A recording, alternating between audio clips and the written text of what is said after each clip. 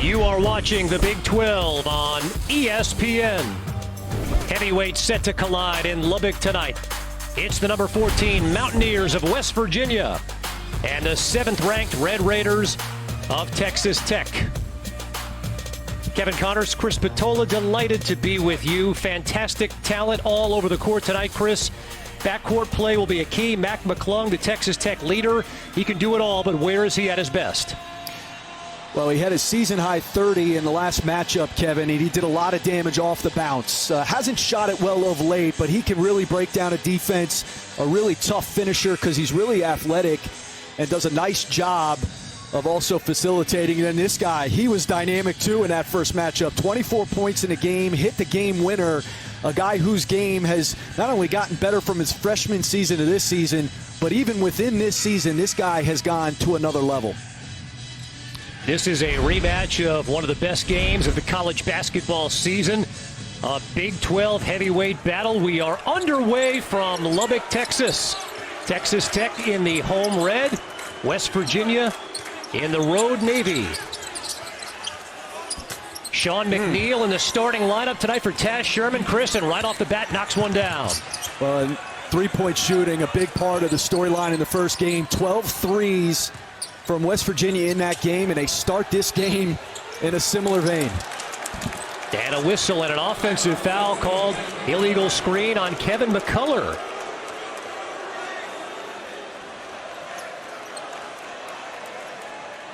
Chris, West Virginia, a different West Virginia team than we're used to seeing here. Offensively, how do they compare with previous seasons?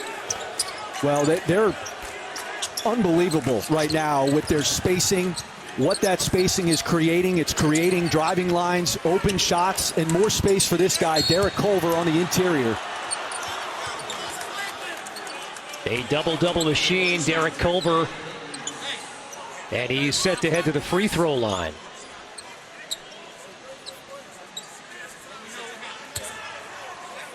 And that's what he does. You know, they ran a double, Kev, there on that first possession. You know, the problem with Derek Culver, he's so good at getting to the foul line. And he draws about 7 fouls a game on the opponent. Chris, we talked with Bob Huggins earlier today. He was effusive in his praise of Derek Culver. He said, I don't know where we'd be without Derek. How do you make up 10.5 rebounds? And what he does defensively, he is one of the main stories of one of the best teams in America. Here's McClung, corner three, and the Red Raiders are on the board.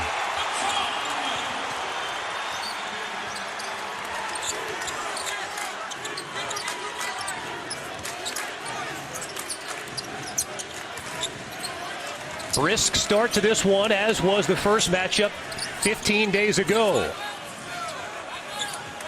Lefty on lefty. Here's Culver working on Santos Silva, and Derek Culver connects. Well, and he's got about 3 inches on Santos Silva. Derek Culver at about 6'10", Santos Silva about 6'7", and when Culver gets it to that left hand, he can be very efficient with that jump hook. Look at Santos Silva go to the right hand and wrap around and pull Texas Tech back to within one.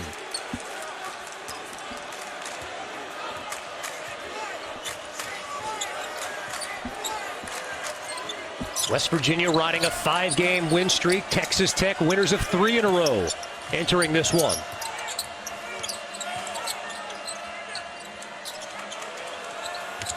Good feed to a cutting Culver. They are establishing the big man early. Yes, they are. You know, look, this is a Texas Tech team that plays a lot of like-sized guys. They switch a lot. And so if you're West Virginia, you have to take advantage of that size that Derek Culver has. And they are force-feeding him early. Good backdoor cut there. McClung fading away. No, and it's a whistle and a foul underneath the basket. Looked like it might have been on Micah Peavy. And underneath the basket, it looks like it's Culver who's down.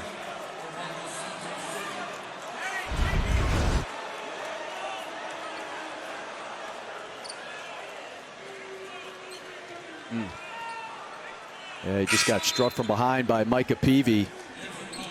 And Derek Culver, a guy who has battled a back issue. He's battled a shoulder issue. Teams are incredibly physical with him, as you would expect. And he has felt the brunt of it for the bulk of this season. We will keep an eye on the injury to the West Virginia big man, who's gotten off to a terrific start in this one. 4 points in the early going. McBride going to work off the window, and West Virginia hasn't missed a shot. They didn't miss a shot in the last 10 minutes of the first matchup, and they are just picking right up where they left off. Made their final 10 field goal attempts of that game in Morgantown en route to the come-from-behind win. TJ Shannon way off the mark.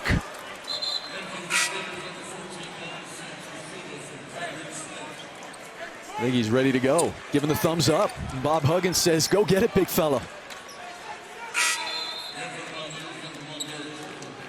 Well, Chris, he's that kind of guy. You and I had a chance to see him 2 years ago in Morgantown. I think we both kind of looked at each other back then and said, this guy is not only a West Virginia player, he's going to be a big-time player, and he's turned into that.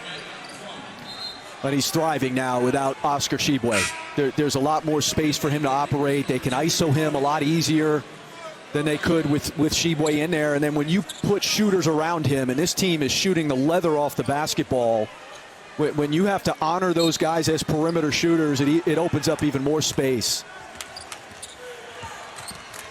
And not that it was a surprise, but boy, the honesty of Bob Huggins telling us earlier, you know what, we're worlds better offensively without Oscar Tshiebwe on the team. It's opened up so much more, like you said. Jalen Bridges is a guy who's taken advantage of that time as McNeil fires and hits a three. It's really interesting. Sean McNeil in the starting lineup for Taz Sherman. We got word that Sherman has a bit of a groin issue he's dealing with from practice yesterday. Sherman has been on fire, particularly in their last two games, has taken his game to another level. And here's Sean McNeil, who hasn't been quite as hot from the perimeter. He comes in and bangs his first two perimeter Jays through. Top three-point shooter on West Virginia in terms of makes with 35. He had 13 in the first meeting 15 days ago. He's come out firing, as have the Mountaineers.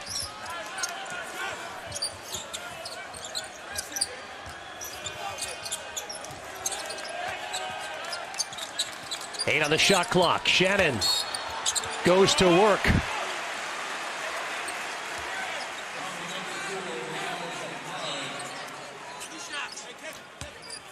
And, you know, Shannon doesn't start, which says a lot about this program. It says a lot about that young man. But he is a big-time part of this offense. I think has gotten better as the year has gone on, which typically happens with this Texas Tech program. You saw right there, that's where he's at his best. Using that big, strong body, putting it on the floor and getting himself to the rack, getting himself to the foul line. Second leading scorer on this Red Raiders team behind Mac McClung. It's a Texas Tech team that gets to the free throw line about as well as anybody in Division I. They're making the third most free throws per game this season, shooting 73%.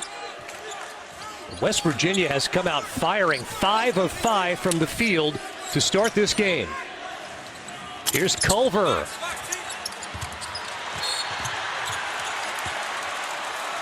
McClung comes away with it, and they'll call Culver for his first foul. First miss for West Virginia. They're red hot. Lead it by 7. Uses a screen. Gets to the baseline. Off balance. He's got it. 6 seconds to go. Here comes McClung. A 1-point game. McClung floats one. Just off the rim, and West Virginia steals it on a McBride game winner. It was a thriller back on January 25th. West Virginia victorious over Texas Tech, 88-87. First game for the Red Raiders in 9 days following a COVID break. Chris, West Virginia made their final 10 field goal attempts in that game, rallied from 12 down with 7 minutes to go to pull out the victory.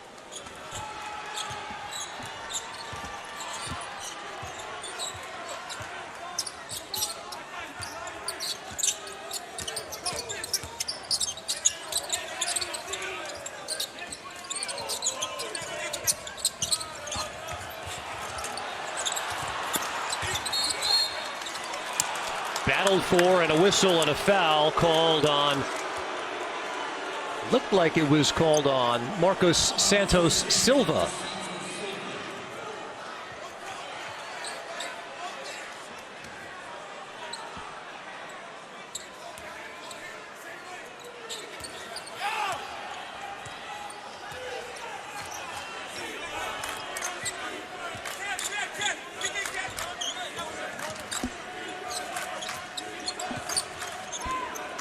We'd like to welcome those of you who just watched Arkansas beat Kentucky.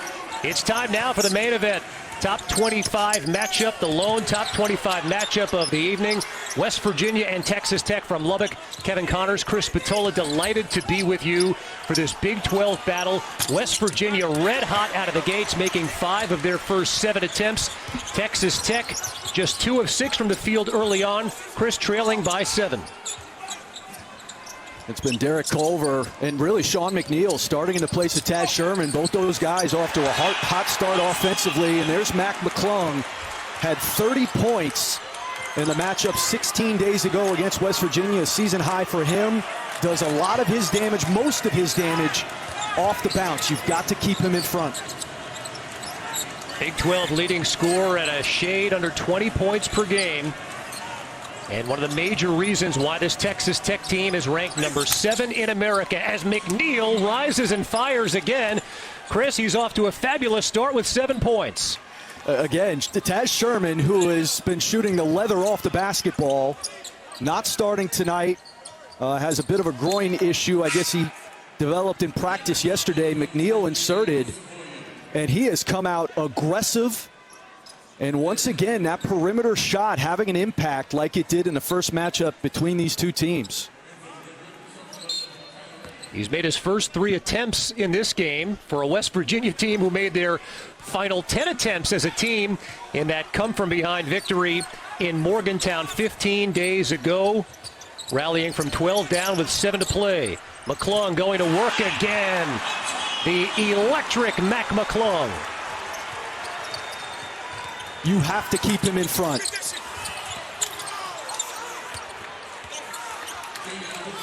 Second effort put up and in by Jalen Bridges. And it's easier said than done, but he has not shot the ball well. I would rather be late on a closeout to McClung than allow him an angle to get into that paint. He's such a good finisher because he's sneaky athletic. He can finish in traffic and over length. And he's so good at drawing eyeballs. So many teams get caught ball watching Matt McClung as he drives that ball to the basket. He's so good at dropping it off. You've got to level off and keep Mac McClung in front of you.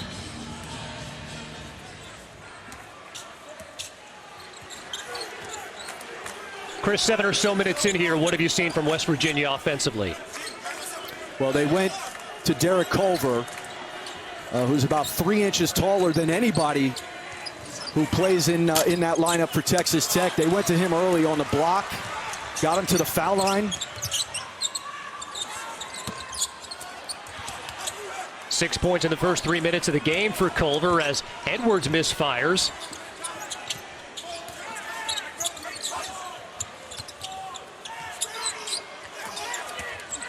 They work it down low to Osaboyan. Whistle and a blocking foul called on Clarence Nadolny.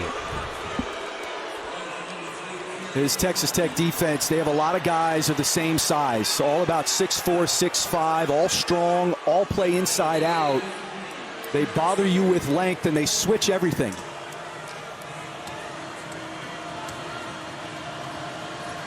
Gabe Osaboyan to the free throw line. Not an offensive threat. He does average nearly 5 rebounds per game.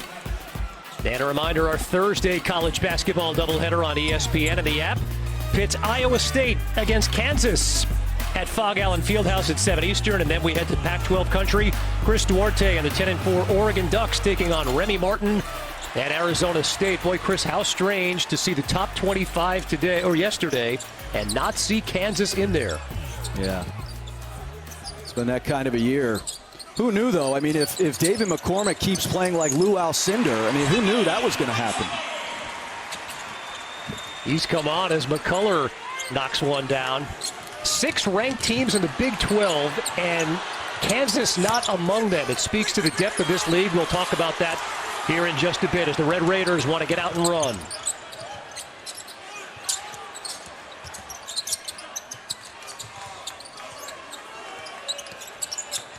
McClung knifing his way to the basket, and a blocking foul called on Osaboy, and he didn't like it. Well, that's how shifty McClung is. He's got a very good first step. I mean, he really has an outstanding first step. Watch it. Bye-bye. And then he's so shifty to get around it. I like the call. That's a block. I mean, if you're able to get around a defender like that.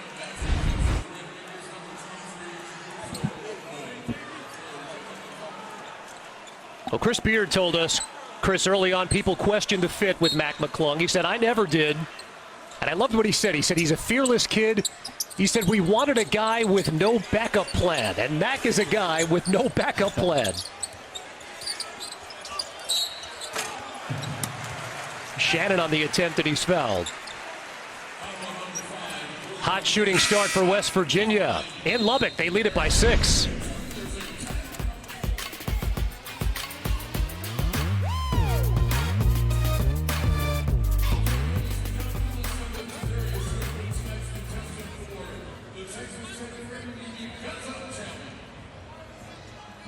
Presented by Progressive Insurance. Save when you bundle auto, home, or motorcycle insurance. Visit progressive.com. West Virginia coming off that stirring win over Kansas on Saturday. Both Deuce McBride and Taz Sherman with career days. Sherman 4 of 7 from 3, a career high 25. McBride, how about the line on him? 29 points, 7 rebounds, 7 assists. First at West Virginia to put up those numbers since Jerry West in a remarkable performance. Chris, big reason why he's the reigning Big 12 Player of the Week. Not only is he first team all Big 12 right now, he's also the league's most improved player. I don't know if they give that award, but they should name it after him. He is, you go back and watch him last year to what he's doing this year, he has improved in every area, in particular his perimeter shot. And he's gone to another level here in season. And he and Taz Sherman, they're going to miss. I don't know if Sherman's going to come in or not. They're going to miss him. He has become a big part of this offense. He took 17 shots against Kansas. I mean, that's how much a part of this offense Taz Sherman has become, and he's shooting the leather off the basketball. But his confidence has really picked up, although with him out of the lineup, Sean McNeil has really taken advantage. He's made his first 3 shots, 7 points. Culver goes to work. A lot of physicality down low. And the Red Raiders want to push. Shannon in transition all the way. Whistle. Basket will not count. An offensive foul called on TJ Shannon.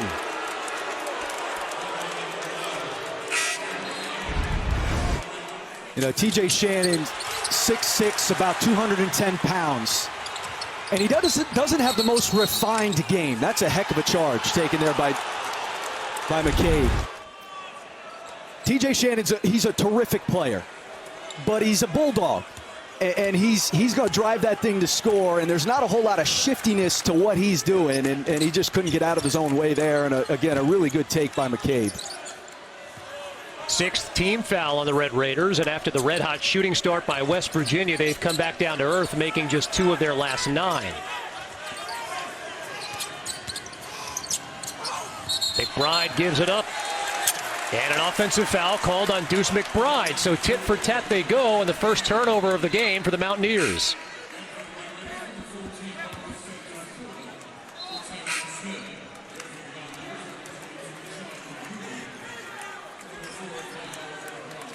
As McBride checks out with his 2nd foul. Of course, we talked about it earlier in the game. It's a West Virginia team that's picked up the offense. It's a Texas Tech team that can score, although I think deep down both of these teams, certainly Texas Tech would say its identity is on the defensive end. It certainly is. It's remarkable this game was played in the 80s, first time around.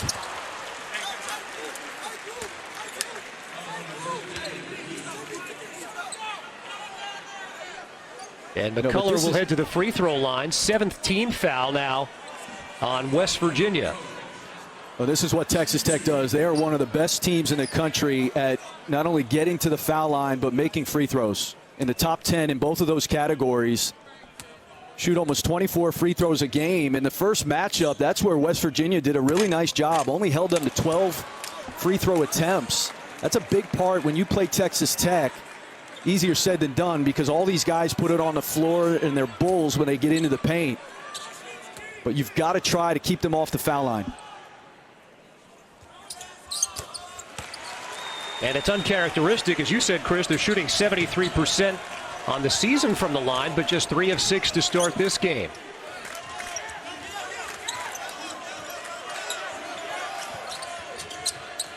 Here's McCabe behind a Culver screen. Kedrian Johnson in the game for the first time.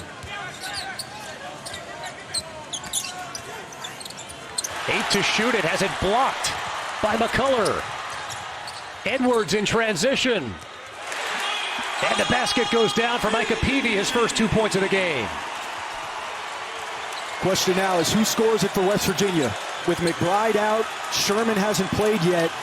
Can you get it to Derek Culver on the block the way you started the game? McCabe does, but Culver can't convert. And an opportunity for Texas Tech to tie this game. Here's McClung, pull-up jumper.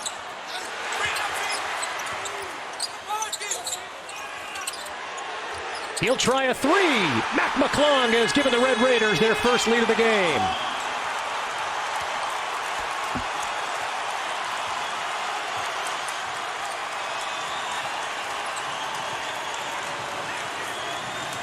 It's a 9-0 run for Texas Tech.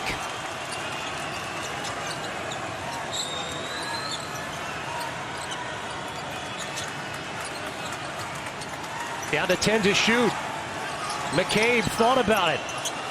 Now steps back and does pull the trigger. Second effort by Culver and a whistle and a foul on McClung.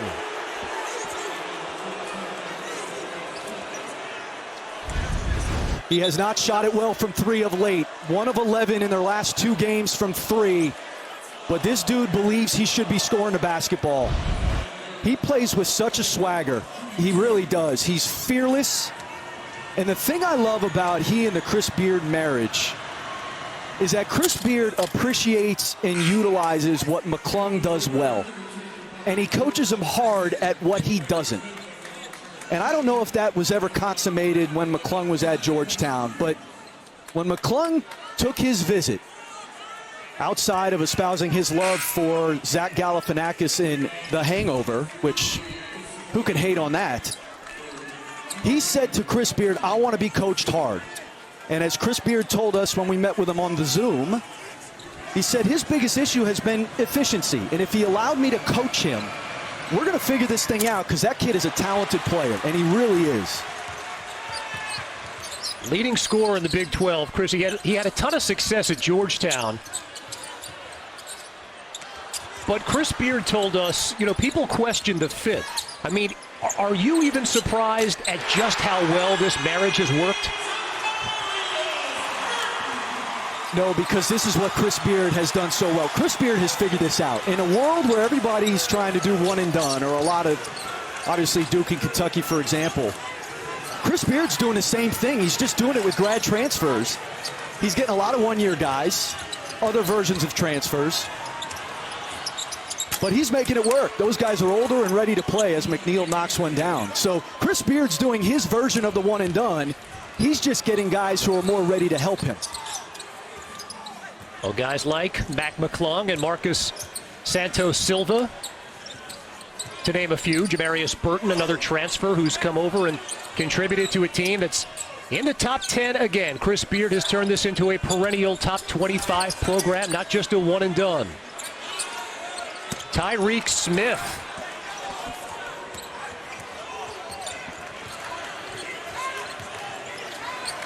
If you're just joining us, West Virginia stormed out of the gates, made their first 5 shots, but they've gone cold since. McCabe knocks one down, so 2 in a row now for the Mountaineers.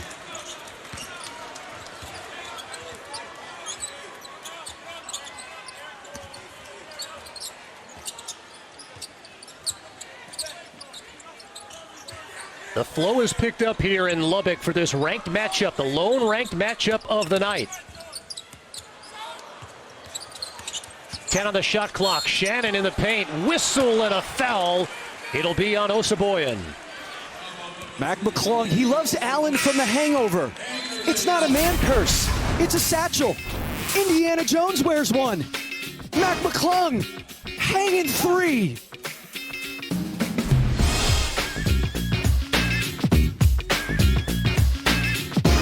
Finally moved it.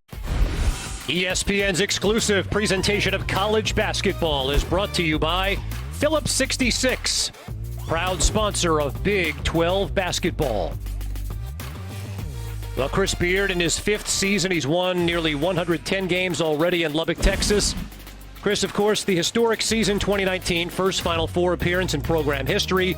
They were seconds away from winning a national championship, and he has built this team into a perennial power. You go back 2018, they lost in the Elite Eight to Villanova. After that, Chris Beard loses 5 of his top 6 scorers. He adds 2 grad transfers coming back, Matt Mooney, Tariq Owens. He got a fringe NBA guy and Jarrett Culver to come back, and they're in the title game in 2019.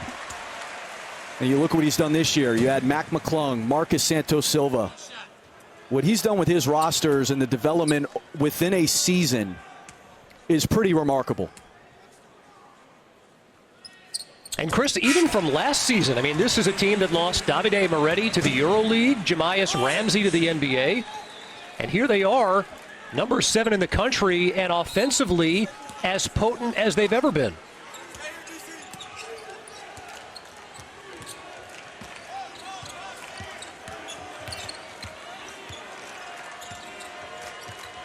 Tied at 24 from Lubbock. 2 of the top teams in the Big 12, 2 of the top teams in college basketball. Culver has it taken away. Edwards in transition, drops it off. Peavy spins, gains it back, and the Red Raiders grab a 2-point lead. A lot of runouts here for Texas Tech, and if you're Derek Culver, he's got to catch that deeper.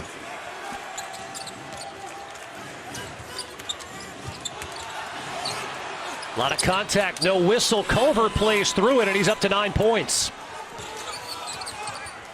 He's got about 3 inches down there, but he's got to catch it deeper for that size to be a factor.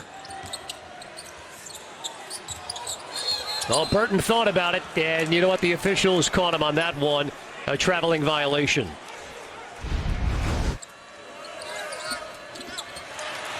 And this is where you catch it up there, and he tries to do too much. And, you know, Texas Tech, they play slow, but it's mostly because they're very deliberate when they're in the half court. But they will run because they've got a lot of athletic finishers. For Culver, his first field goal in nearly 11 and a half minutes, and he's the second high scorer in this game behind only Mac McClung. About what we expected from these 2 Big 12 heavyweights. Culver from the baseline.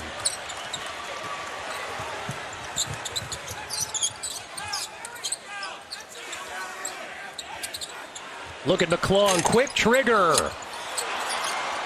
Looked like it was touched at the rim by Smith, and the Mountaineers go the other way. Nice feed. Jalen Bridges throws it down.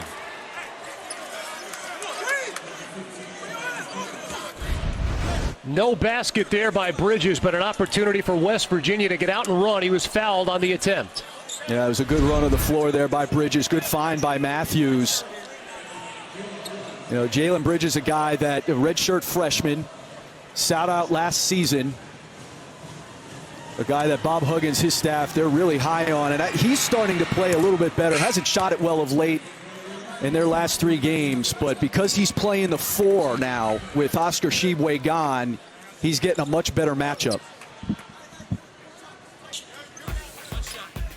Well, we'll have another full day of college basketball across all our networks on Saturday, and we start with Indiana and number 4, Ohio State.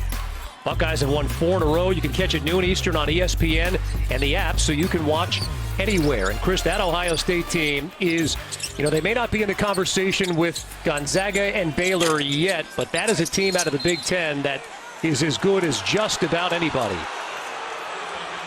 And I would argue that some of those other higher-end teams in the league, probably have more names or more talent you'd recognize. But if you want to watch an offensive clinic, they're good defensively, Ohio State. You want to watch an offensive clinic and how good an offensive coach Chris Holtmann is, go back and watch their game against Iowa. On the road at Iowa, an offensive clinic.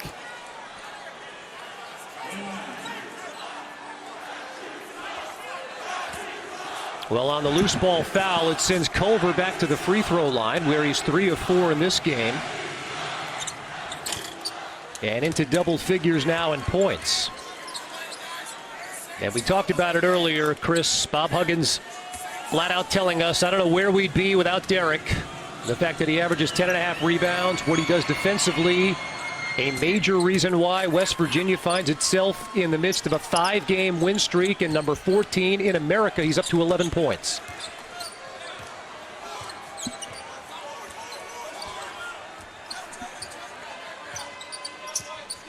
Five-game conference win streak for West Virginia.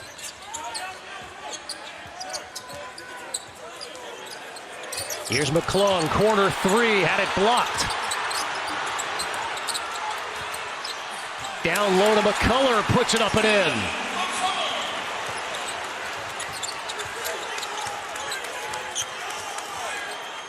Five points for Kevin McCullough, the redshirt sophomore out of San Antonio, and it pulls the Red Raiders back to within 2. Culver goes to work again, and a blocking foul called on Nadolny.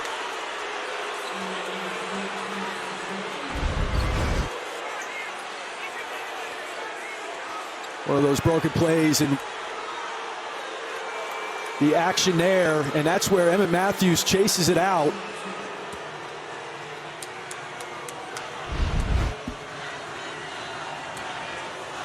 And McCullough cleaning it up, and that's where, all those guys, you've got a bunch of like-sized guys. This is a hard-playing team. Bob Huggins telling us today their effort is always a constant, talking about how well-coached this Texas Tech team is.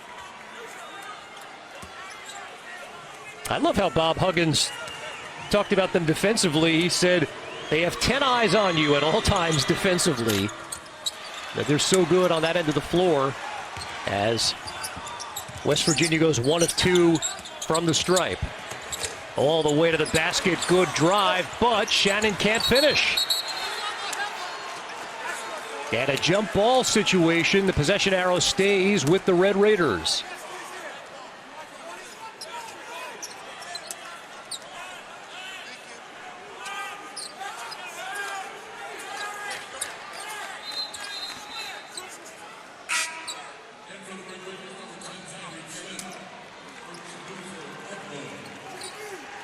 It's a West Virginia team in the midst of a brutal schedule. 6 games against ranked teams on the schedule. Now, 2 of those were supposed to come against Baylor. Those games have been postponed for right now, but they still do face Oklahoma and Texas.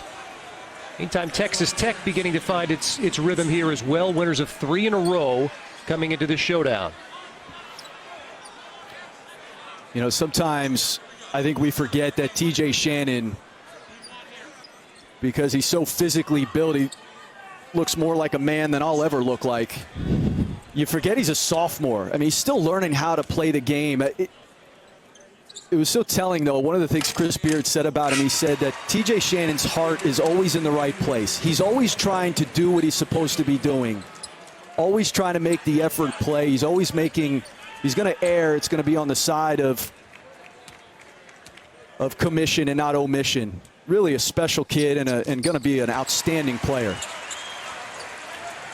Second leading scorer on this Red Raiders team. He connects on both free throw attempts. Already 6 of 8 from the line, and it's back down to a 1-point game.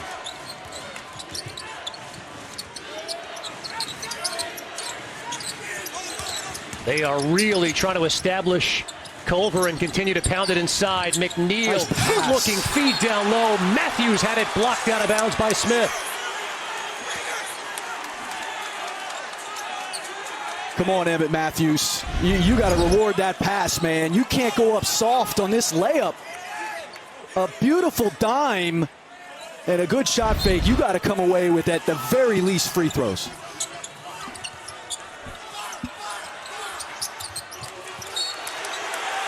Knocked out of bounds, and it'll be Texas Tech basketball.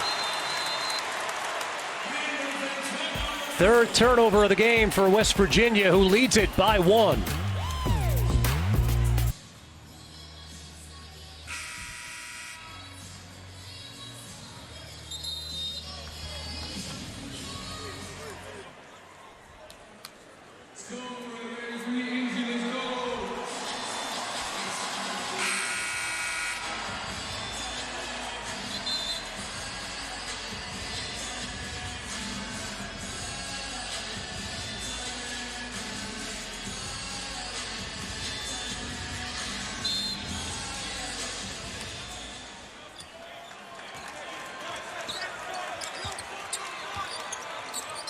All right, Kevin Deed, both teams shooting it at around 45%. Just 3 turnovers for each team, although now 4 for the Red Raiders after they turn it over, and we've got a 1-point game here in Lubbock. Pull-up free throw line jumper and a good-looking one by Jordan McCabe. Tell you, he's done a nice job. Miles McBride out of the lineup. They've done a nice job force-feeding Derek Culver, and Jordan McCabe's come in and run the show. Taz Sherman did not start, has not played in this game. Sean McNeil in the starting lineup.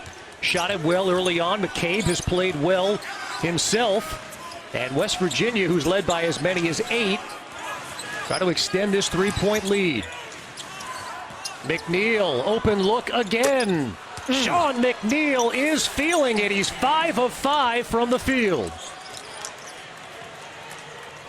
That was a nice job by Derek Culver, playing offensive lineman there, just kind of standing like a statue and allowing McNeil to move around him. 13 points for McNeil to lead all scorers. Good defense by Culver on Shannon.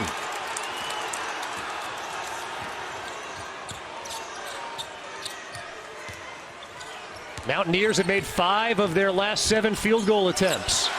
And a turnover by Johnson. Open floor all the way to the basket. It's Kyler Edwards.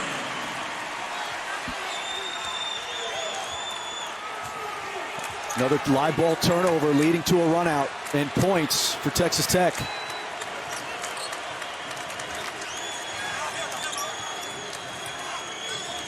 And now West Virginia content to slow it down a bit. Back down low to Culver, spinning to his left. Lost the handle, stays with it. Second effort put back up and in by Emmett Matthews.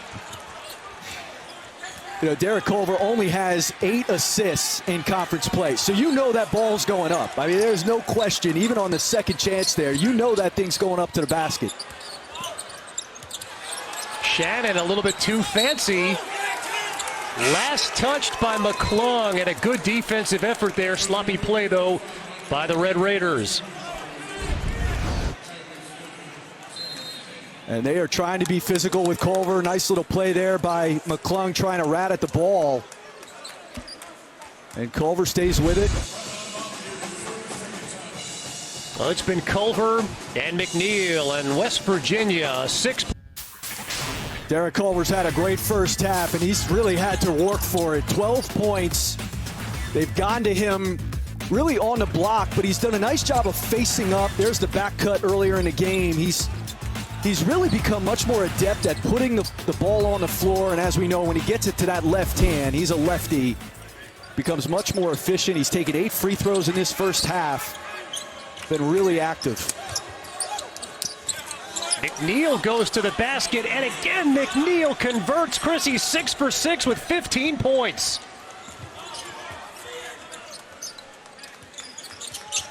And the Mountaineers match their largest lead of the game at 8.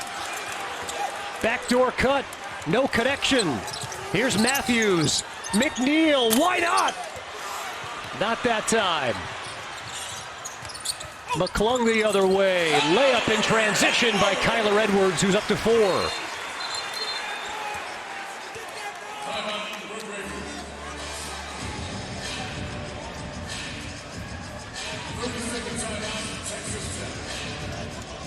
Chris, Sean McNeil, not sure it was on the game plan that he would give West Virginia 15 points in the first half, but he's been the star. When he's stepping in for a guy in Taz Sherman who's been great. And Sean McNeil, a guy whose, reputation as a perimeter shooter, he has been all of that in his first half with 3 threes. But he's also gotten much better at putting it on the floor. There, into the shot.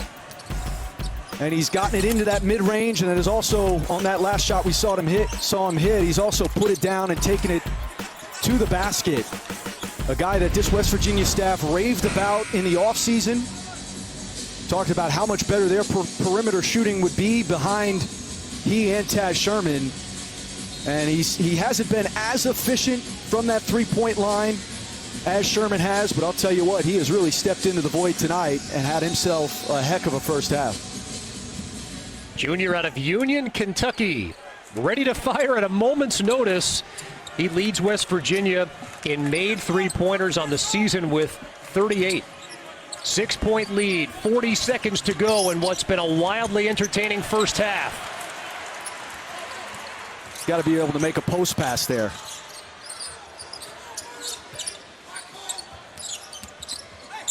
Nadalny thought about it. Now McClung, who's always thinking about it, loses the handle. Loose ball scrum on the floor, and the possession arrow goes to West Virginia. When McClung gets himself in trouble, it's because he over-dribbles. And here he over-dribbled. I mean, Clarence Nadalny is wide open at the three-point line behind him, and he was calling for the ball. And McClung there just reverting back to that over-dribbling. And he gets a trip to the bench as a result. Yeah, indeed, right. 7 turnovers for Texas Tech. It's been a relatively cleanly played first half. Chris, what do you want here from West Virginia if you're Bob Huggins? I want Derek Culver to get his touch. Either screen roll or throw it to him on the block. 5 to shoot. McNeil fires. Front rim. Johnson. It's McCabe at the buzzer. He got it off in time, but it won't count. 15 points for Sean McNeil. Something of a surprise starter, and he has more than taken advantage. West Virginia leads it by 6 at the break. Let's head to the studio. Kevin Nagandi, coach.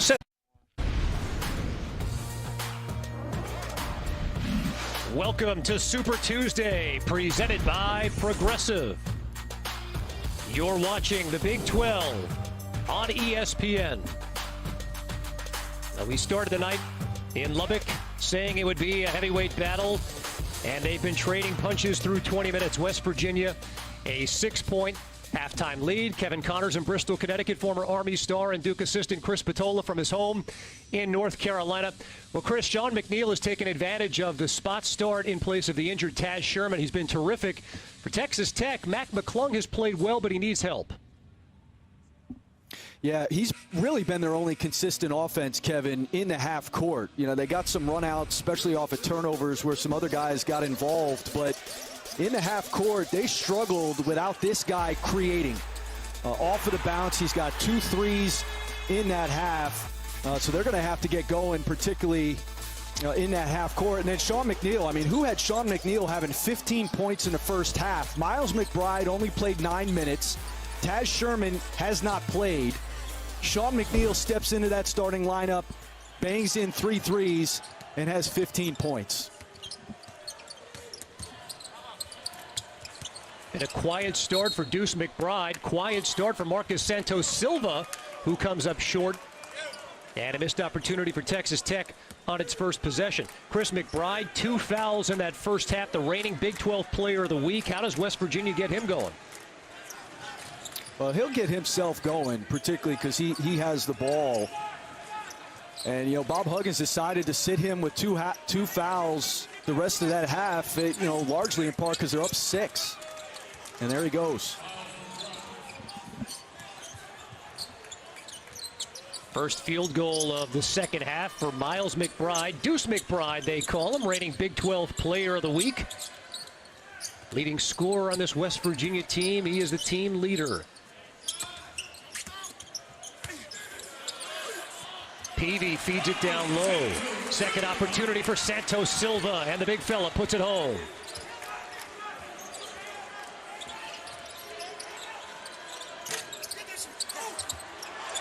Deuce McBride is coming out firing. Here's McNeil, an open 3, and he buries it, picking up where he left off in the first half. Off an offensive rebound, and he was by himself. That's the first guy. That shot goes up. And you know that West Virginia comes down with the offensive board. You have got to locate Sean McNeil. Largest lead of the game for West Virginia, and they force a Texas Tech turnover. As soon as Jalen Bridges comes down with this, if you're McClung, you have got to find McNeil. He is towing the line, and he is feeling it.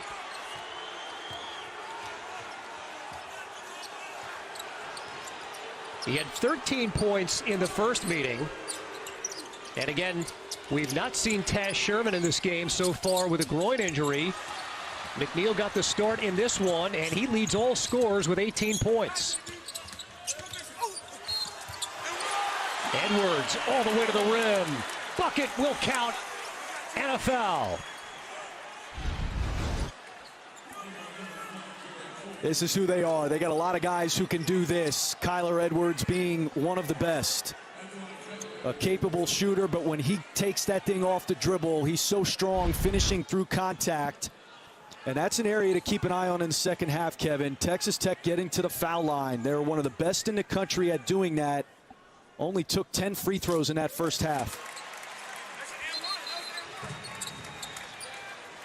Well, I think there was a little confusion there among the players on the floor. The field goal counted, and Edwards completes the three-point play. And after West Virginia had opened it up to a 9-point lead, their largest of the game, Texas Tech closes the gap back down to 6.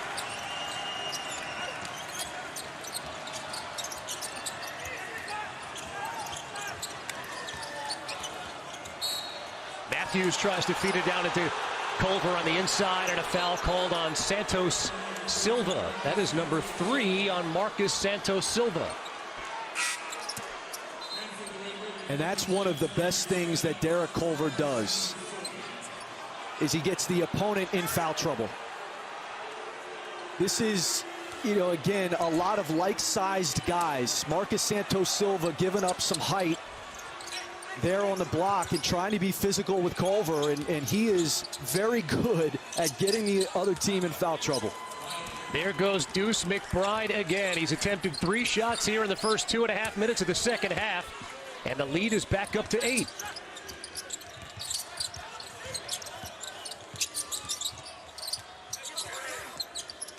McClung working on Matthews. Baseball pass ahead of the field into the arms of Matthews. And it's last touched by West Virginia.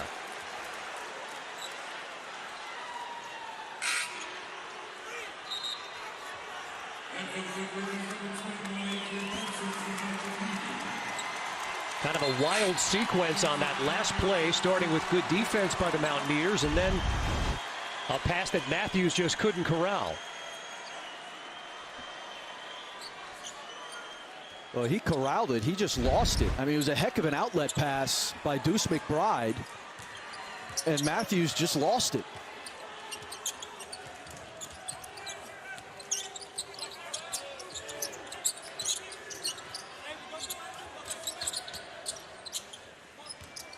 Avery Benson in the game for the first time for Texas Tech. Open look for McClung. Rattles around the rim and goes down.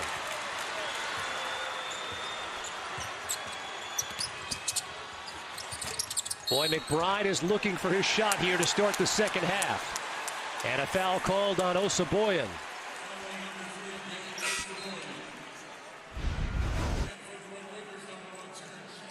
And this was not defended well. It was a good screen by Tyreek Smith. He does a little bit of blocking downfield as he's doing it, but obviously just too much space for Mac McClung, whose eyes light up when he sees that much daylight.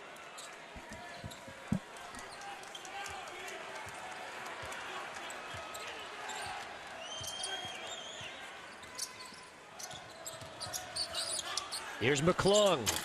Elbow jumper, no, and Culver gobbles up another rebound. He's got 7. Look at Deuce McBride all the way right down the middle, and a foul.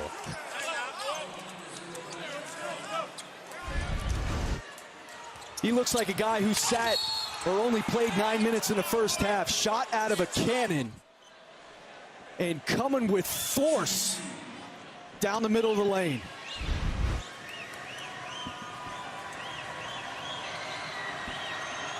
McBride to the free throw line for the first time, and he connects.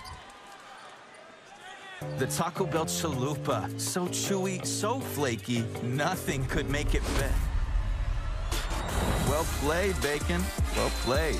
The chalupa just keeps getting better. The Bacon Club chalupa, now at Taco Bell.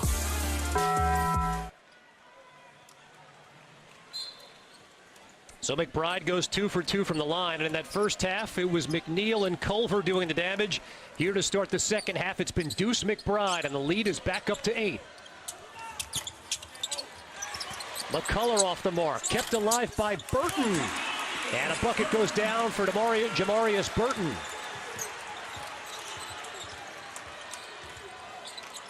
Wichita State transfer who had arguably his best game of the season against Texas Tech last time with a 9-point, 5-assist effort. Tie-up situation, and it'll stay with West Virginia. When we come back, chasing the General, we'll see just how close the should-be Hall of Famer is to former Texas Tech coach and Hall of Famer Bob Knight. ESPN's exclusive presentation of college basketball is brought to you by Phillips 66, proud sponsor of Big 12 basketball. Well, Chris Beard has turned this program into a perennial winner, but before he was on campus, Bob Knight, one of the legendary coaches to guide this program, 4 NCAA tournaments, Sweet 16 run in 2005. Chris, how about the fact Bob Huggins now just 8 wins away from passing the General? It's been said enough. He needs to get into the Hall of Fame. His contributions to the game alone should get him into the Hall. You know, and when you look back, Kevin, I first got to know Coach Huggins as a figure in college basketball back when he was at Cincinnati and they went to the Final Four that year, played the Fab Five. You know, 10 minutes left in that game. That game was tied, and then all of a sudden James Voskuhl decides he's going to take over. They lose that one. And remember, in 2000 at Cincinnati, Kenyon Martin goes down in the conference tournament. They were the #1 team in the country, favorite to win the title that year, and not able to do it. So, I mean, even in his pursuit of a national title, just some bad luck, bad timing in those 2 instances. And again, 894 career victories for Bob Huggins. And, you know, a stat, Chris, in preparing for this game that stood out to me as Edwards misfires on the 3. Second effort by T.J. Shannon. And some electricity in Lubbock.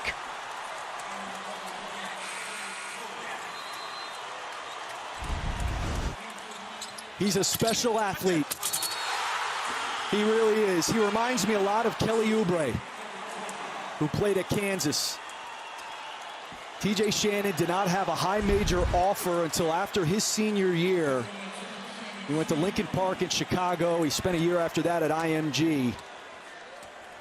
He's going to be 21 in July. What a talent. What an athlete. Well, T.J. Shannon so rudely interrupted my point about Bob Huggins. Chris, how about the fact that he's led teams to conference championship games in the Big 12, Big East, Conference USA, the Great Midwest, and the Ohio Valley Conference? championship games within those conferences. It's remarkable the run that he's had in college basketball, and of course now 14 years at West Virginia. There have been people who've been let into the Hall of Fame with far less credentials than Bob Huggins.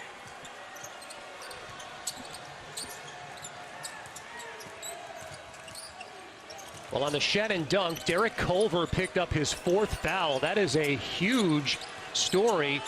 West Virginia's played through Culver so much, and with 14 and a half minutes to go, he is now sitting on the bench with 4 fouls.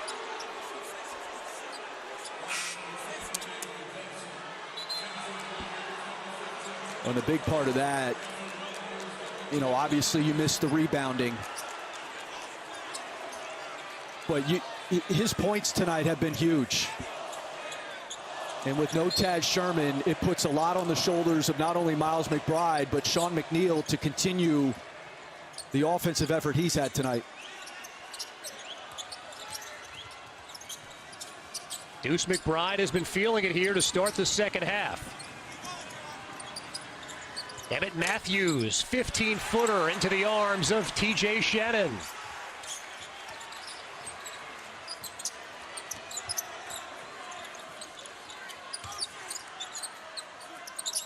Red Raiders picking it up from the field, shooting the basketball here in this second half. Here's Burton backing McNeil down. And it'll stay Texas Tech basketball.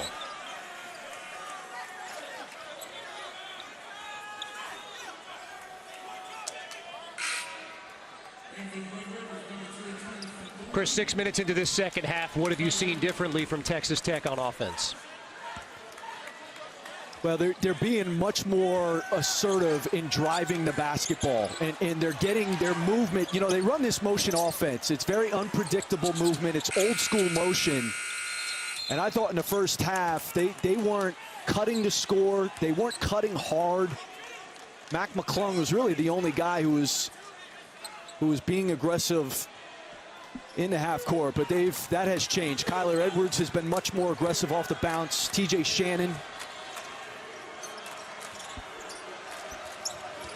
McClung leading the way for Texas Tech with 12. Shannon has 10. Lead's been as many as 9 for West Virginia. It's down to 2. Matthews drops it off. Osabuoyen can't finish, but he's fouled at the rim by Burton.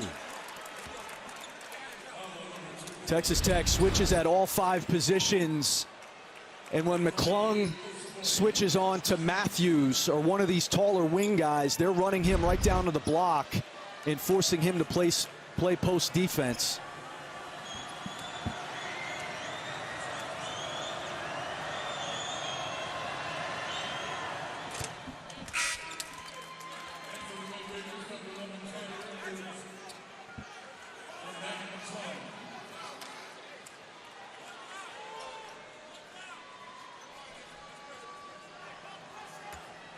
About 4,500 people in the building here inside United Supermarkets Arena.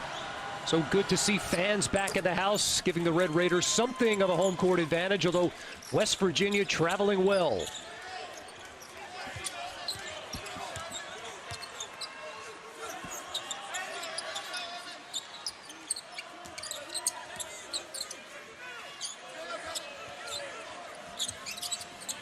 This is Shannon going to work on Johnson.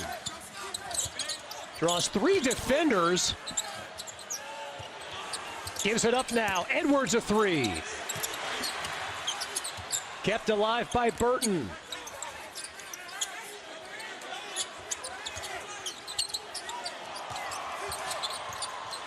Shannon has it taken away, and here come the Mountaineers.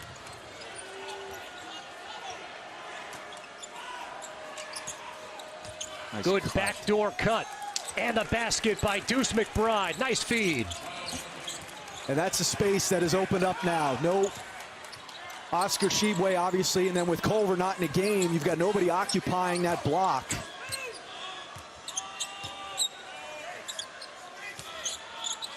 Culver out with 4 fouls, and West Virginia maintaining its lead. McCullough has it taken away.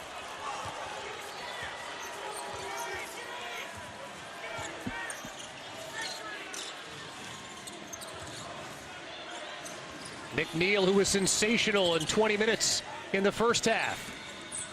Osaboyan has it stripped.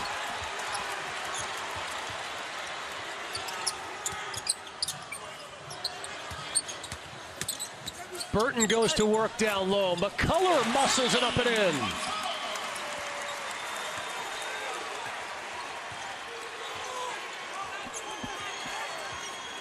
Seven points for Kevin McCullough, and the lead is back down to 4.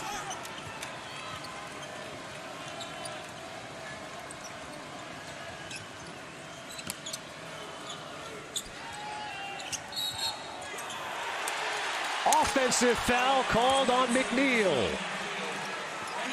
Everything going to the basket. The space created. No Derek Culver on the floor. Here's that back cut by Deuce McBride. He finishes at the rim, and then McCullough here on the other end. Penetration leading to a drop-off, and it falls. The things I love about the game of basketball. You know, it's actually just competing, you know, out there competing with your teammates and against other guys that you really don't know. You really get to see them put their best foot forward and, you know, give you their best shot. You just heard from Derek Culver in our Wendy's Wooden Watch. 12 points, 7 rebounds, but 4 fouls, and he's on the bench right now. Chris, how long does Bob Huggins go without his workhorse big? It's tough, Kev. I would probably say around 6 minutes, 5-6 minutes. With a big guy, you're always more reluctant, especially with how physical this game has been. Big guys more apt to pick up fouls.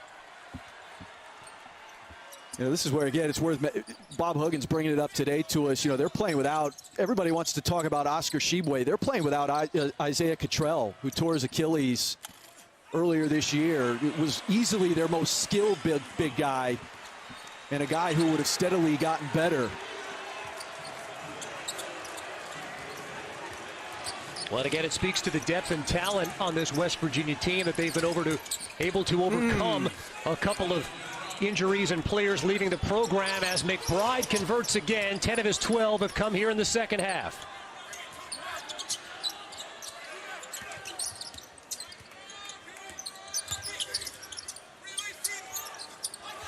Peavy goes to work, and he's double-teamed again. McClung fires a 3, and it goes down.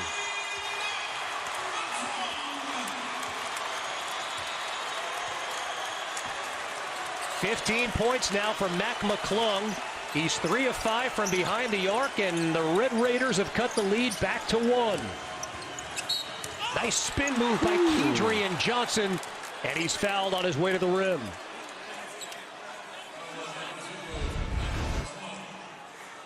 Unbelievable ball movement here. What an offensive possession. You think he's stuck there on the baseline. He's able to get his out, and there's the skip. And again, when you get the defense in rotation, Texas Tech can really make you pay, particularly when McClung has his feet set.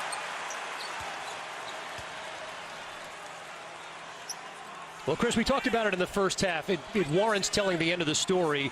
Chris Beard telling us of Mac McClung, we wanted a guy with no backup plan. It's not to say that Mac isn't capable of doing lots of other things away from basketball.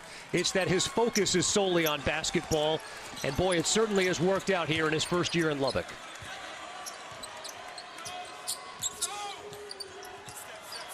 He even told us he had a 3.9 GPA at Georgetown. He said, with all due respect to Texas Tech here, we're not concerned about Mac taking care of his business in the classroom.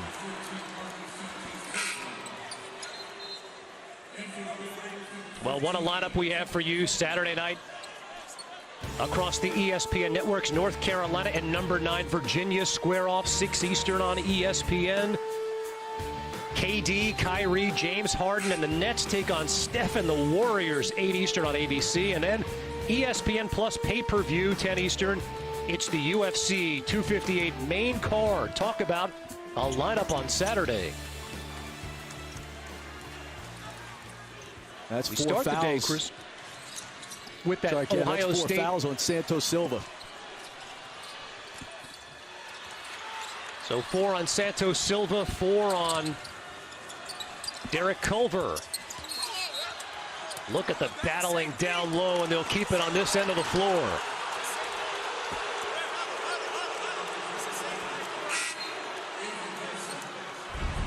It has been physical in that black painted area.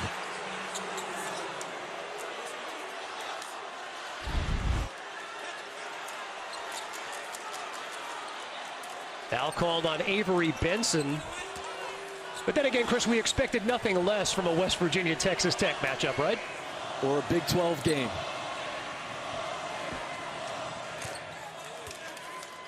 As Osaboyan knocks down the first. Well, we talked about it. I mean, this Big 12, 6 ranked teams, Kansas not among them. It's been consistency personified over the past few years. Yeah, this has been the...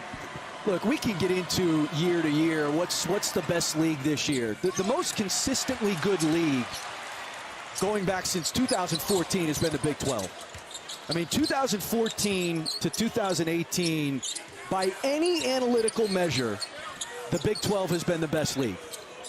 Any analytical measure. Now, look, the Big 10 was good last year. It's good this year. So has been the Big 12. The most consistently good league has been the Big 12. I mean, you go to 2016, 2017, 2018, Kev, the Big 10 wasn't very good. I mean, it's a league where 60% of the coaches have taken teams to a Final Four, multiple Final Four. 10 teams in a league. You can't hide in Big 12 play. You play everyone twice. You can't hide in the standings.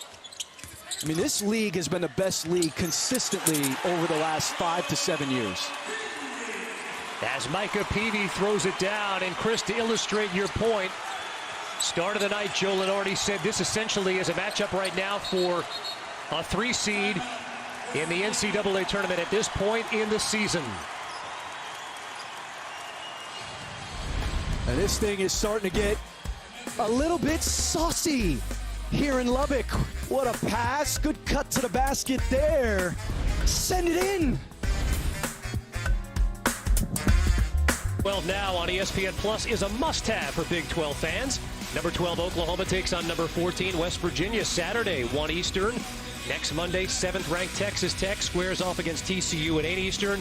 And next Tuesday, Oklahoma hosts Texas, another top 25 matchup. If you're a Big 12 fan, you got to have it. Sign up today, ESPNplus.com/Big12 now. Under 9 minutes to go in this battle royale. Top 15 matchup, West Virginia 0-10 all-time on the road against AP top 10 Big 12 teams. Texas Tech winners of 4 in a row against West Virginia here. Joe Lenardi saying the winner of this game moves to the 3 line in his field.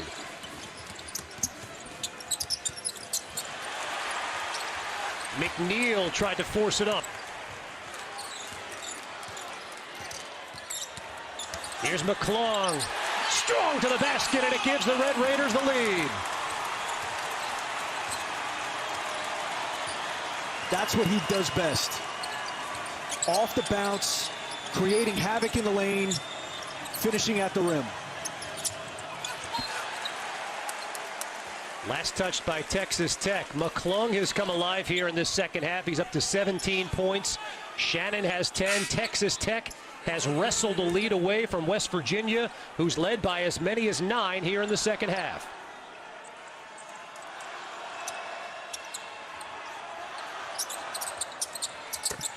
McBride fires a 3, and he connects. And that was pretty well contested by McCullough. Contesting without fouling. And McBride was wet. Maybe not as high scoring, Chris, but is this beginning to look like the first matchup again or what? It sure is. And those 2 guards took over, as they're starting to do here. Deuce has it stripped by McCullough. Here comes Edwards. Nice catch by Peavy. And it's well contested again by the Mountaineers.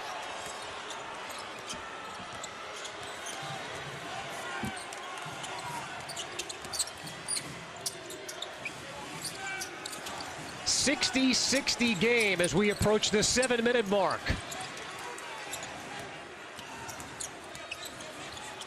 McBride gives it up. Here's a three for Bridges, and it goes down. Big time shot. Have not called his name a lot. He has not shot it well in their last 3 games. A big time 3 there. First made 3 of the game in 3 attempts for Bridges. McClung tries to answer.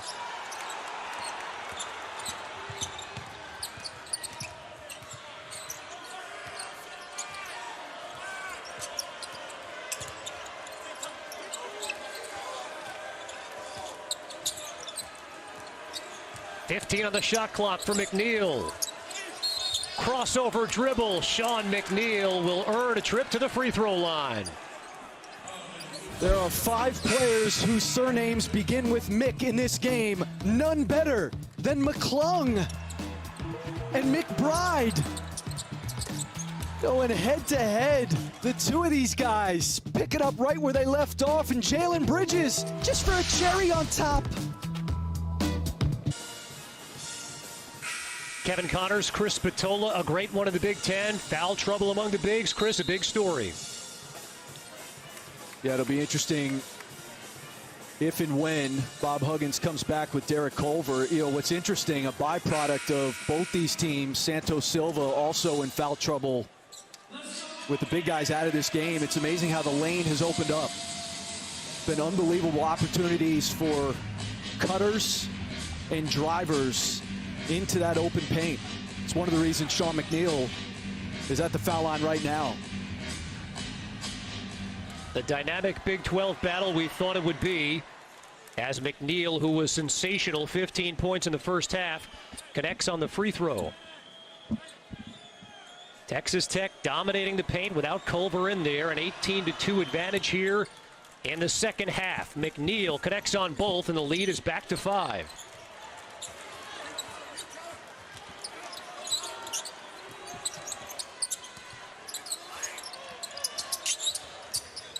Red Raiders shooting 57% from the field here in the second half. And a kick ball, it'll stay with Texas Tech.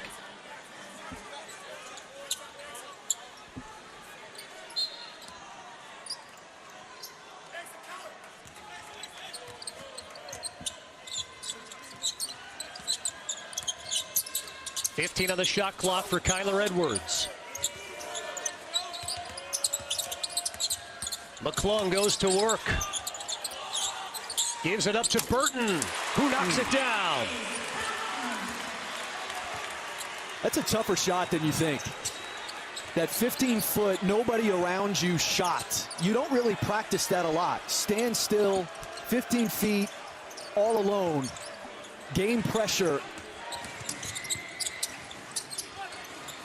7 points for Jamarius Burton. Here's Jordan McCabe, who shot it well in the first half, but not there.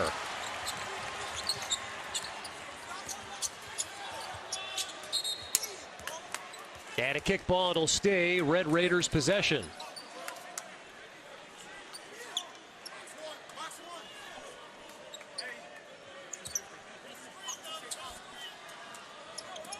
We came into this one, both programs here believing they belong in the conversation with Baylor. Here in the Big 12, we expected a big-time battle between 2 ranked teams, and we're getting it.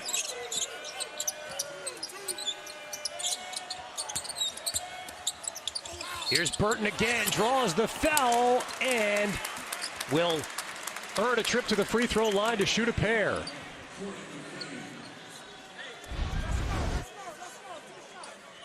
Jamarius Burton making his presence felt. And a nice shot fake there, kind of that old school Gus Macker feel to it. You know, you could make that play when you're 60 years old in the driveway. The little shot fake to get the youngster up in the air.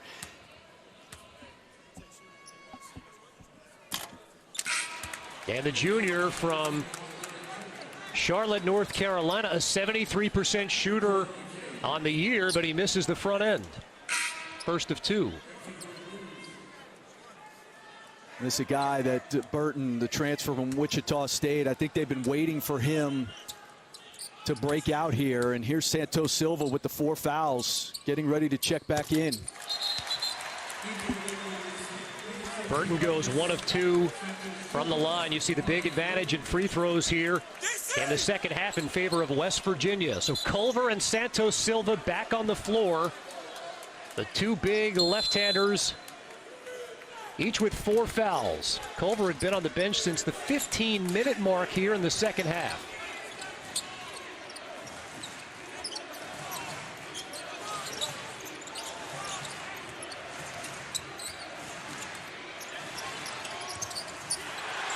Emmett Matthews, and it's Bridges who loses the handle, and here comes Texas Tech. Baseline drive for Edwards, extra pass. And the 3 from Shannon's too strong.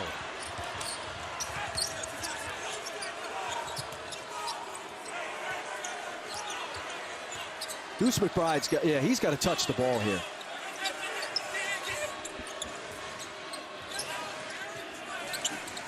"13 of his 15 have come here in the second half, down to 10 on the shot clock.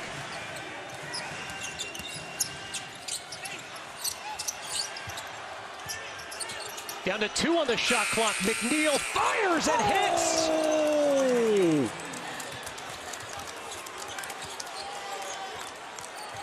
Fifth three-pointer of the game for Sean McNeil. He's got a game-high 23 points.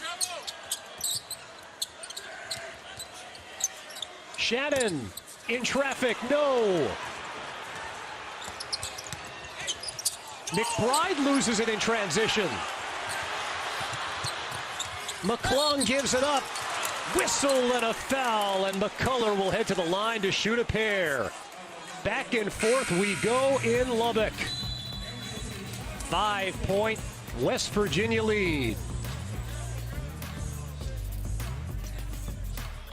ESPN's exclusive presentation of college basketball is presented by Progressive Insurance. Save when you bundle auto, home, or motorcycle insurance. Visit progressive.com. Yeah. That's great. Back in Lubbock. So good to see fans back in the building. 4,500 on hand to take in this West Virginia-Texas Tech top 25 matchup. Kevin McCullough to the free throw line. The redshirt sophomore from San Antonio. Trying to make this a one-possession game again.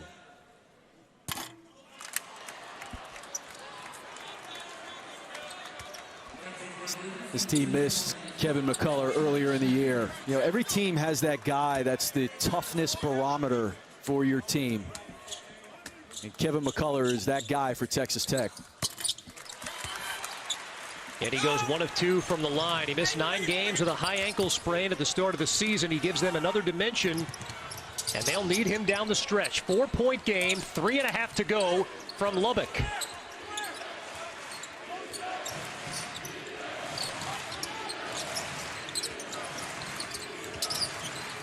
Look at Culver fight for position down low. They find him in an opportunity for a 3-point play. What a post.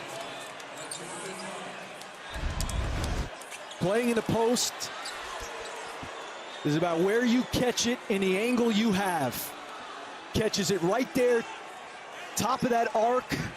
Nice drop step to finish to his strong hand, that left hand. And if you're Marco Santos Silva and that's your 5th foul, you've got to earn that, man.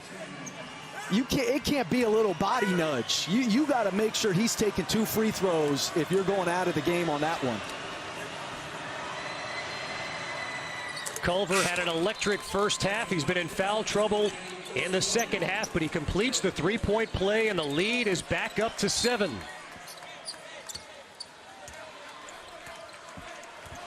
Culver checks out, maybe a little offense, defense. Here's McClung all the way. And an offensive foul called on Mac McClung. That number 3 on him. This is what Gabe Osaboyan gives them. It's a different look than Culver at the 5. He is the intangible guy. He leads them in charges on the year. He leads them in deflections. That's his job. And he's really good at it. Chris, how about the offense-defense substitution by Bob Huggins there? Takes Culver off the floor. Osaboyan takes the charge, and now Culver's back in the game. Matthews drives, and a charge called on West Virginia.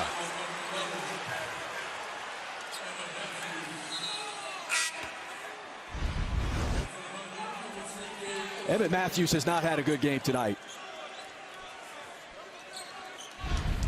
And that's a good call.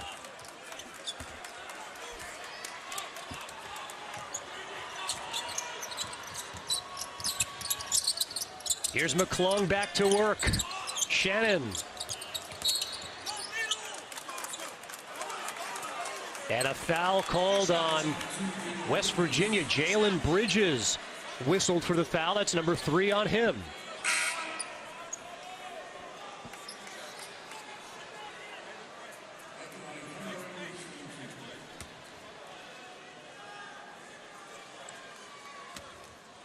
Kyler Edwards, a 75% free throw shooter for a Texas Tech team that gets to the line and takes advantage when they do. They're making the 3rd most free throws in Division I college basketball this season, shooting 73%.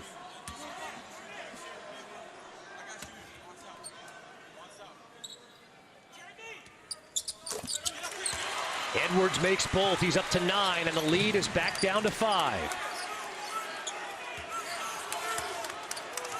Texas Tech picking up 94 feet since that last time out.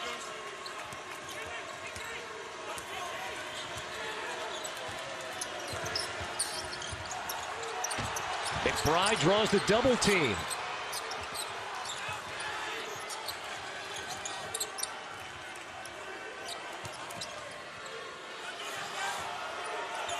Down to 10 to shoot it.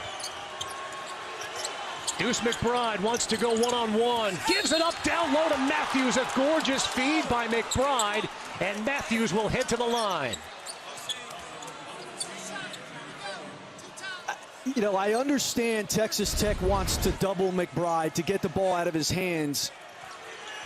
But you just can't. TJ Shannon just runs indiscriminately, and there's Emmett Matthews wide open under the basket. You have to back off that double at that point.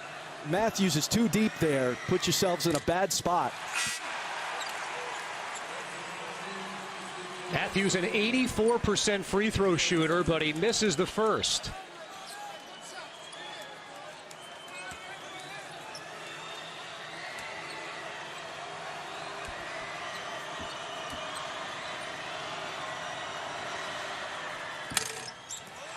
And he misses both. The 84% free throw shooter misses both, and the Red Raiders now a chance to make this a 1-possession game.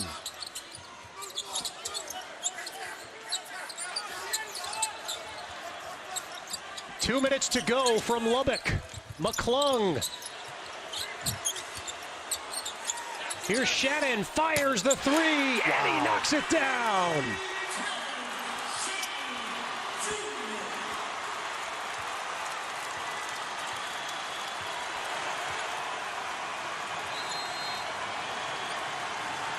Two-point game in Lubbock, and Bob Huggins wants to talk it over.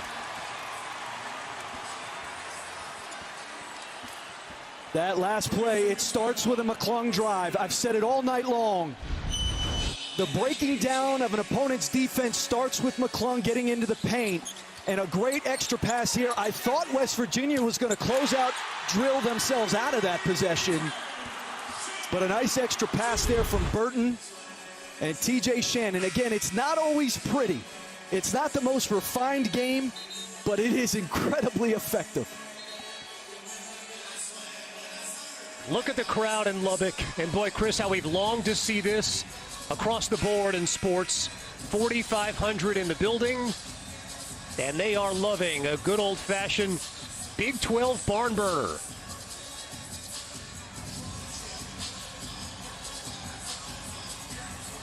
So, Chris, Bob Huggins called the timeout. What do you expect to see out of this timeout? Well, he wants this ball to be in McBride's hands. But as we know, Texas Tech, the last couple possessions, has been running 2 guys at him to get the ball out of his hands. But they always love to run that little clear out for McBride to get it into his right hand so he can drive right. And that's how he hit the game winner in the first matchup. Driving right and a little bouncer mid-range off the glass. 90 seconds to go. It's tipped and nearly batted away by Shannon. Down to 5 on the shot clock. Matthews all the way, a lot of contact, and they say play on. It'll stay West Virginia ball.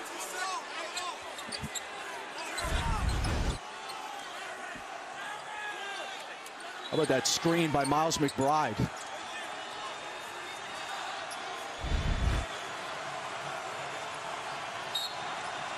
The sophomore guard with a teeth-rattling screen. 2 on the shot clock. McBride fires. And a foul called before the inbound on Texas Tech.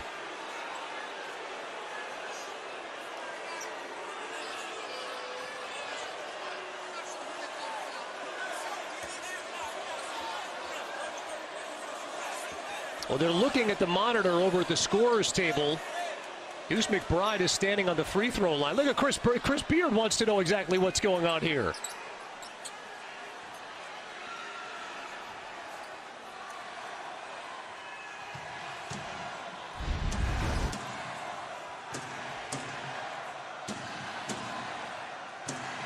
Chris, I think they may have called the foul on McClung.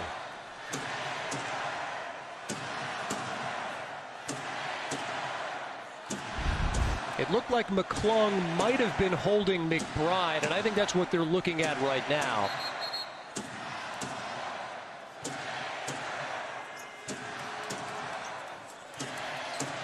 Yet again, it's so tough for us not being in the building. But it is indeed a foul called on Mac McClung. 4th foul on McClung. And so it sends Deuce McBride to the free throw line here in a 2-point game.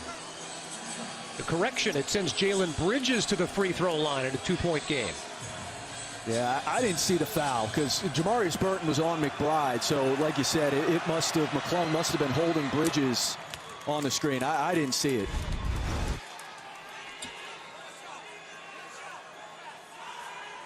Yeah, I mean, look, it's ticky-tack relative to, I think, some of the physical play we've seen here tonight, but letter of the law, that's a foul. And it was in the view of Ray Natilli, the official. So Bridges, who had been just 3 of 10 on the year, converts. Look at the second effort by McClung. That's not a good shot.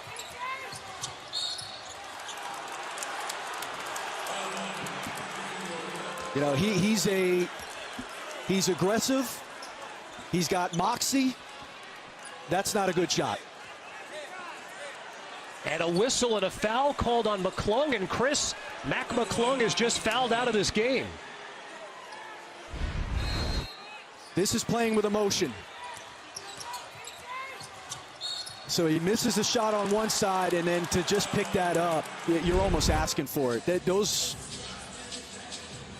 The shot and then that play right there, not smart and overly emotional from Mac McClung.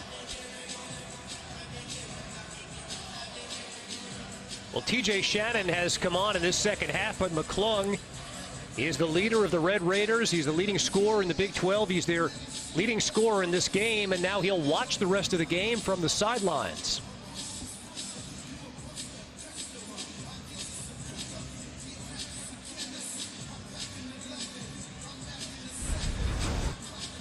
You know, and these are, for your 4th and 5th fouls, this is not good. You know, I don't know why he's holding Jalen Bridges there. And then after that shot, to do this, you don't need to foul. We've got a minute left in this game. There's plenty of time, and your team needs you on the floor. Both puzzling fouls, particularly the 4th foul coming with only 2 on the shot clock. And then, of course, the 5th one disqualifying him from the game. So no McClung, no Santos Silva over the final 63 seconds. Deuce McBride to the line. He's an 83% shooter on the season, and he calmly knocks down the first.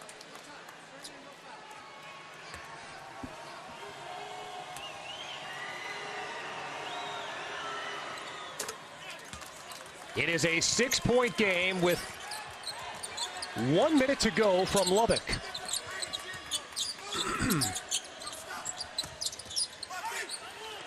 Here's Burton in the paint. Turning and firing, he's short.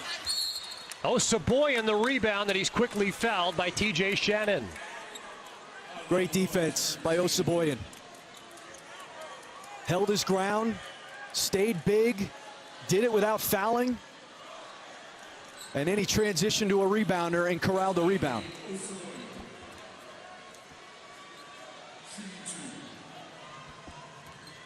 And so 2 free throws now for Gabe Saboyan, who's just 10 of 26 from the line on the season. And it rattles out. Well, our player of the game, Phillips' 66th player of the game, Sean McNeil. Why not? 15 of his 23 coming in the first half. 5 of 7 from three-point range. In a spot start for a guy who had been starting before Taz Sherman came on so strong. Sherman sitting this one out with a groin injury, and West Virginia ups its lead to 7. Three-pointer on the way by Nadolny, no, and last touched by Saboyan.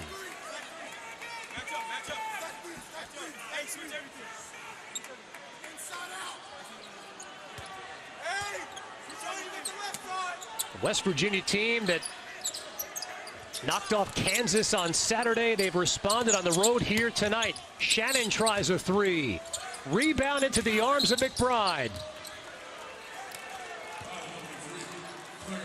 You know, look, the shot quality here on the last few possessions for Texas Tech has not been good, but, you know, give West Virginia a lot of credit.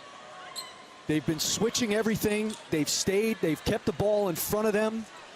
They haven't allowed a straight line drive, anything easy where Texas Tech could score and then put a foul on and extend this game. And, you know, it's worth mentioning, Kevin, Bob Huggins has had to manage foul trouble from his 2 best players in both halves. Miles McBride in the first half only played 9 minutes with 2 fouls, and then Derek Culver's had 4 fouls for the bulk of this second half. Here's Kyler Edwards all the way, and it just does rim out. Now the foul on Jalen Bridges, and that cannot be what West Virginia fans want in an 8-point game to stop the clock with 26 seconds.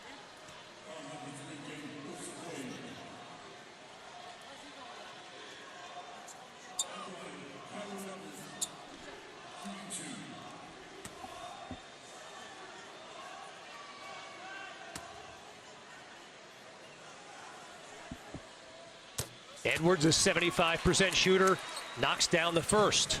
A reminder, SportsCenter with Scott Van Pelt. Moments away, can Steph settle the score against San Antonio? Plus, Serena Williams embarking on her historic quest for a 24th Grand Slam championship. Plus, Todd McShay's new mock draft debut. All coming up. Scott Van Pelt, SportsCenter here on ESPN after the game.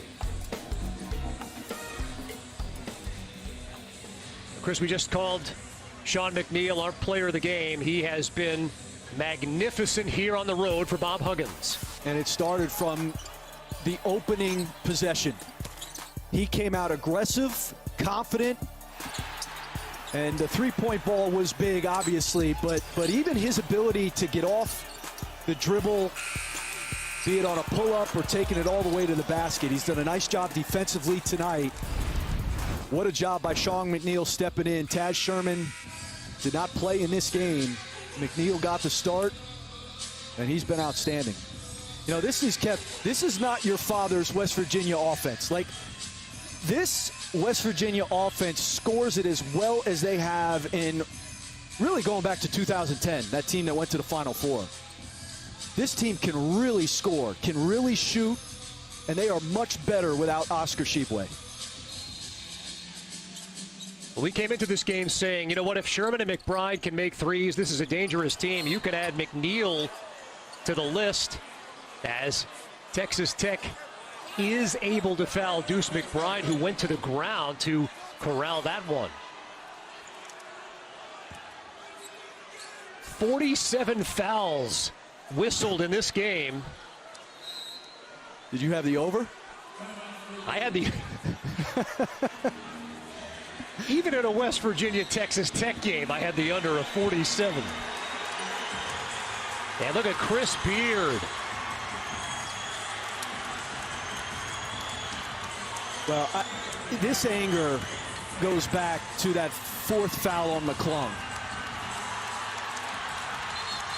Chris, look at how animated he is, and he draws a technical foul, and he's been thrown out of the game. But he's going to get his pound of flesh here. Chris Beard is fired up.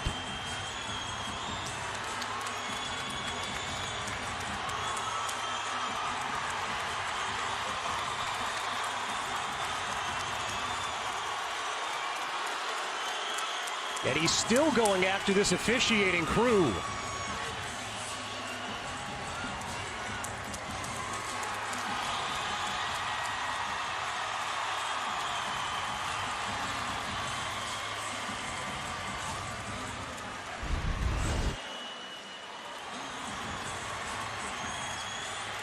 I think this goes back to the fourth foul on McClung in particular.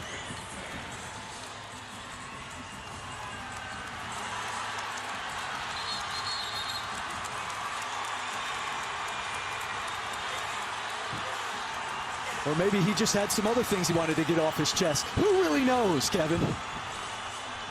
And then look at that. You know what? The sportsmanship, right? He's at least he able to trade. Right, a little fist bump with Bob Huggins. Chris, I don't know that I remember a coach going down to the court arguing his case before.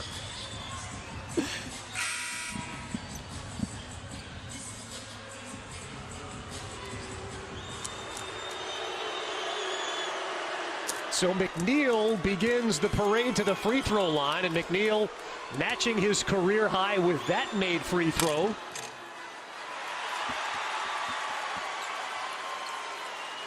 So these are the technicals being shot now by Sean McNeil,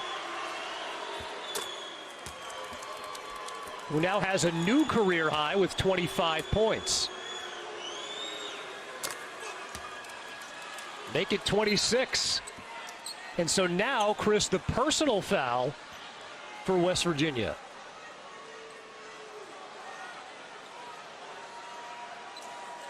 Well, and look, I mean, there was still plenty of time. You know, going back to when it was even 47, I mean, this was a two-possession game. And, you know, I understand he was upset, but you essentially are ceding the game when you go through all of that at that point. Last 12 points of this game for West Virginia have come from the free throw line. They've opened up their largest lead of the game, first double-figure lead of the game, and that should just about do it. Fittingly, Sean McNeil is going to dribble out the clock in what's been a career night for him. And how about the road victory for West Virginia, coming to Lubbock and knocking off the number 7 team in America, 82-71. For our entire outstanding broadcast crew and Chris Spatola, I'm Kevin Connor saying so long from Lubbock. Sports Center with Scott Van Pelt coming up next.